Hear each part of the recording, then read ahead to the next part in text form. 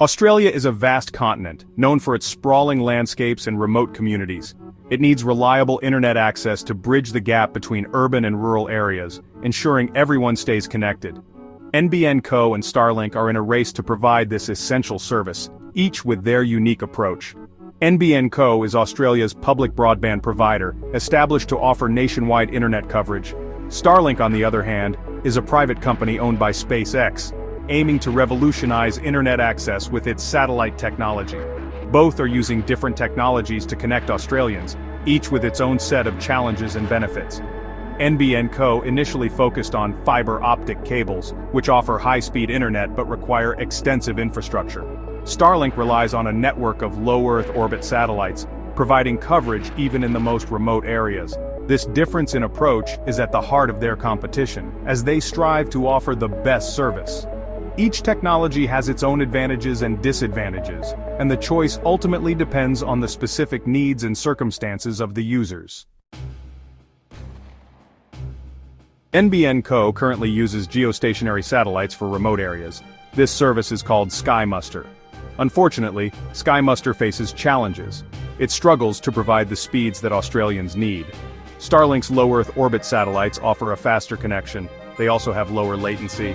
This means less lag time. This has made Starlink a popular choice in rural Australia. NBN Co. is feeling the pressure. The Australian government is investing heavily in NBN Company. They have pledged an additional $3 billion Australian dollars. This money will be used to upgrade existing infrastructure. The goal is to connect more homes to fiber optic cables. This investment is expected to have a significant economic impact. It could boost the Australian economy by $10 billion Australian dollars over 10 years. However, some critics question this investment. They argue that the money could be better spent elsewhere. NBN Co. has faced significant financial challenges over the years. The company has been walking a financial tightrope, trying to balance costs and revenues while delivering on its promises to provide high-speed internet across Australia. The original cost of the NBN project was severely underestimated. Initial projections did not account for the complexities and unforeseen expenses that would arise during the implementation phase. It was initially projected to cost $30 billion Australian dollars. However, as the project progressed, it became clear that this figure was far too optimistic. The actual cost has ballooned to around $50 billion Australian dollars. This massive overrun has put immense pressure on NBN Co's financial stability. Last year, NBN Co. reported a staggering loss of $696 million Australian dollars. This loss has raised alarms about the company's long-term viability. Despite these losses, the company managed to generate a revenue of $2.87 billion Australian dollars. This revenue, while substantial, is not enough to offset the mounting costs and losses. These financial struggles raise serious concerns about the future of NBN Company. Stakeholders are worried about the company's ability to sustain its operations and continue providing services. Can NBN Co. compete with private companies like Starlink? With the advent of new technologies and competitors, the pressure on NBN Co. is only increasing. This is a question that many are asking.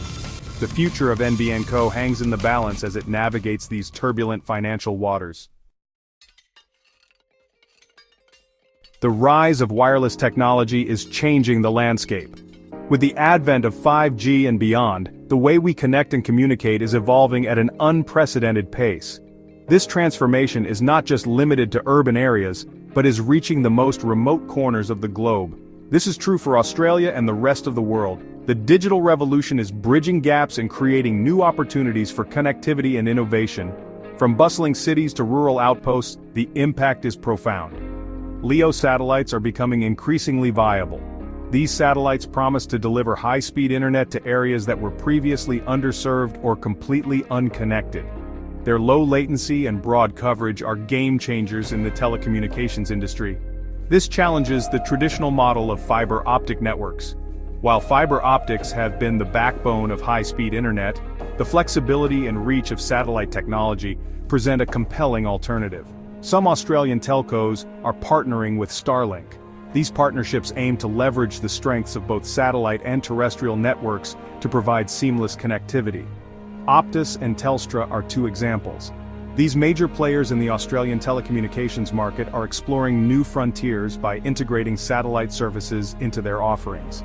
They are offering Starlink satellite internet service to their customers. This move is set to enhance internet accessibility, especially in remote and rural areas where traditional infrastructure is lacking. They also have plans for direct-to-mobile services. This innovation could revolutionize mobile connectivity, making it possible to stay connected even in the most challenging environments. This could further disrupt the market.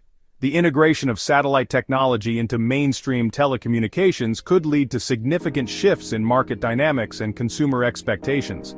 The future of Australian broadband remains uncertain. As new technologies emerge and old ones adapt, the landscape of connectivity is in constant flux. Will it be a future of collaboration or continued competition? Only time will tell. The choices made today will shape the connectivity of tomorrow, determining whether we move forward together or continue to compete.